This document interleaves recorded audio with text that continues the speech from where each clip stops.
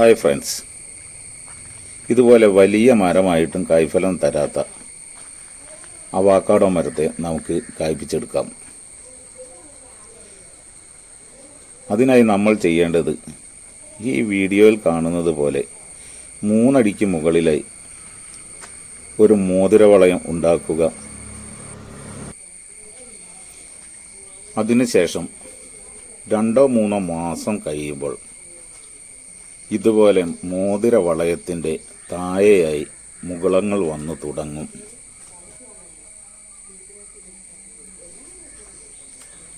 അങ്ങനെ വരുന്ന മുകുളത്തിന് ഒരു പെൻസിലിൻ്റെ വണ്ണമാകുമ്പോൾ ഇങ്ങനെ കട്ട് ചെയ്തതിന് ശേഷം ഗ്രാഫ്റ്റ് ചെയ്തെടുക്കാവുന്നതാണ്. കട്ട് ചെയ്ത ഭാഗം നന്നായി ഇതുപോലെ ചരിച്ച് ചെത്തിയെടുക്കുക.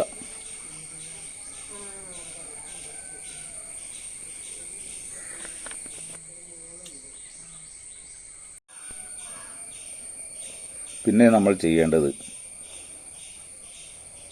നല്ല കായ്ഫലമുള്ള ഒരു അവക്കാഡോ മരത്തിൽ നിന്നും സയോൺ ശേഖരിച്ച് ഇതുപോലെ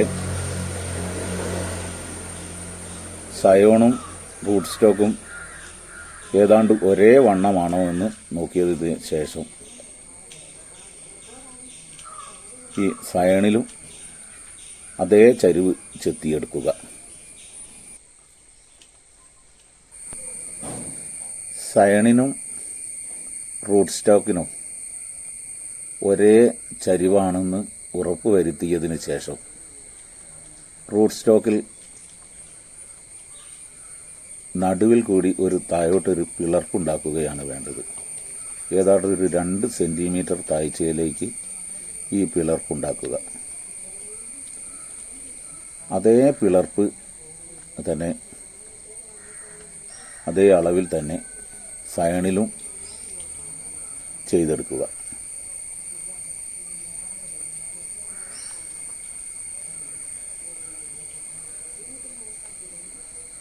സയണും റൂട്ട് സ്റ്റോക്കും ചേർത്ത് വെച്ച് നല്ല രീതിയിൽ ജോയിൻ്റ് ആയെന്ന് ഉറപ്പ് വരുത്തിയതിന് ശേഷം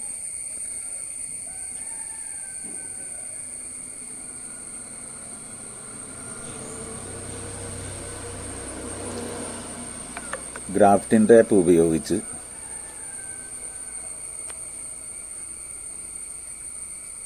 നന്നായി ഉള്ളിൽ വെള്ളം കടക്കാത്ത രൂപത്തിൽ കെട്ടിയെടുക്കുക.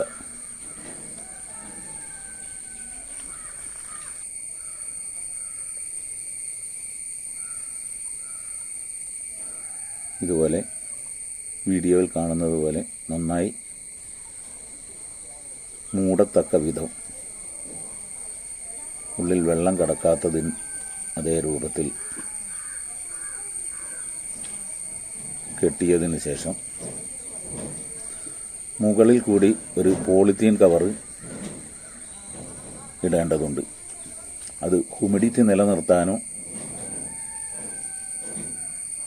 മഴവെള്ളം കടക്കാതിരിക്കാനോ വേണ്ടിയാണ് മുകളിലത്തെ കവർ ഉപയോഗിക്കുന്നത്.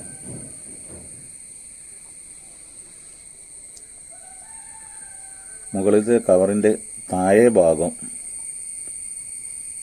നന്നായി എയർ ടൈറ്റാക്കി കെട്ടിവെക്കേണ്ടതുമാണ്. ഈ കവർ നമ്മൾ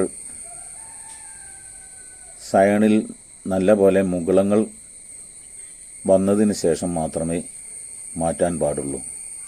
അല്ലാത്ത പക്ഷം ഈ മുകുളങ്ങൾ കരിഞ്ഞു പോകാനും സയണ് ഉണങ്ങിപ്പോകാനും സാധ്യതയുണ്ട്.